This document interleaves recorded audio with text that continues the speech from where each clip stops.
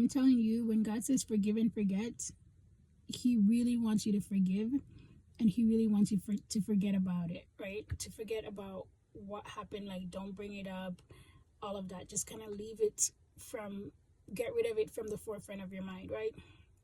And the reason why he tells us to forgive and forget is because he doesn't forget. Like, when I tell you, he doesn't forget.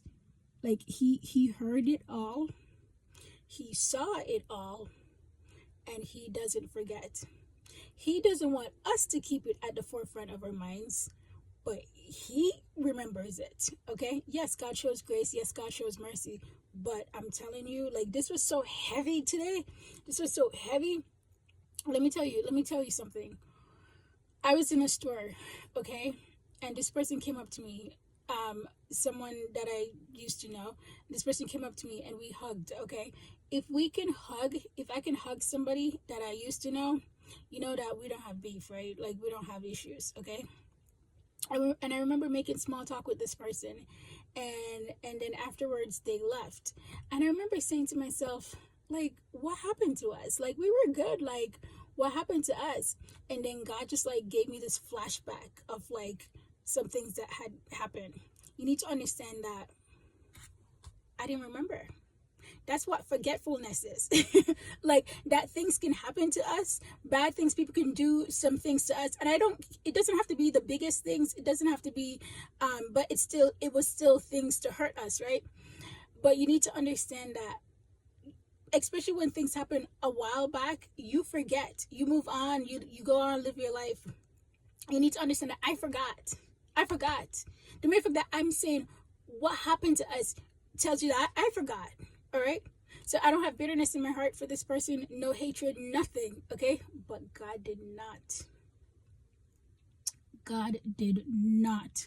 forget. The mere fact that he had to remind me tells me he doesn't forget. And this was years ago, and he was basically telling me, keep that door shut, okay?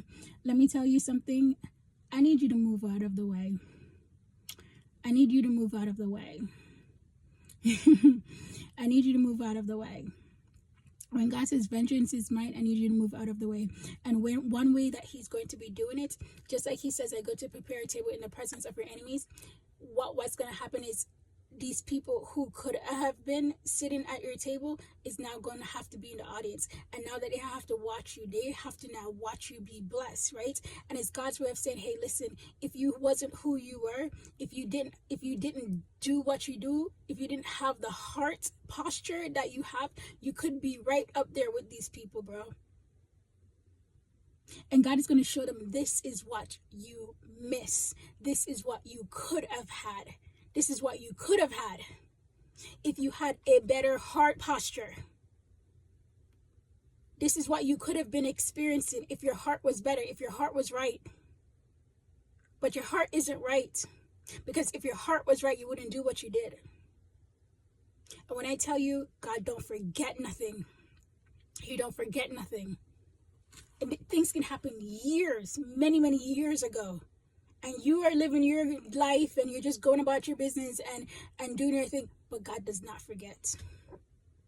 And he says, vengeance is mine. And I'm telling you, for many of you guys, you need to move out of the way. Move out of the way. You won't even be able to stop the hands of God anyways. But move out of the way and let him do what he wants to do. All right, guys, take care.